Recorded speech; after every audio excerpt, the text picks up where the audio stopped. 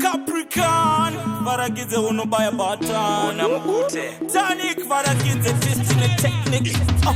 Come on, I got it, a nice man, nakaka. Cute face, ne masipa, aqua kaka. Kakutanga kundinziza zimezuna, papa ndakuzunguka. Amina kutise iko, moyo wangu iwe unobaikana. Kana tusimewe kana, kana tusimewe kana. Amina kutise iko, moyo wangu iwe unobaikana. Kana tusimewe kana, kana tusimewe kana. Yeah, ndakapira kudara, nchikutaimira ndichida kukudara. Noshando chikazvapadare, ndekwesko chenda ntombo dekusara. Kunza chimjara jara jara, chinokudza tiri zvidhakwa pauri ndoita soba. Ende ndoda ugare uri pandiri kupfuura US dollar dosha. Amina kutise iko, moyo wangu iwe unobaikana. Kana nisimewe kana, kana nisimewe kana.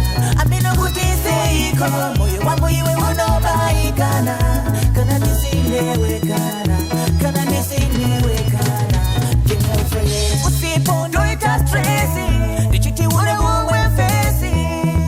Anemazigesh, anokupa rudo refresh.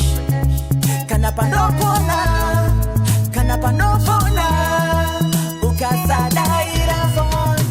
Amina kutise iko, moyo wangu iwe unobaikana. Kana nisimewe kana, kana nisimewe kana. Amina kutise iko, moyo wangu iwe unobaikana. Kana nisimewe kana, kana nisimewe kana. Ungati wakagadzirwa nesashi construction. Body yako ina improper fraction. Tunhu zvese in the right position. Saka ndakuda kukanda pa kitchen. Une love addiction, kunge action.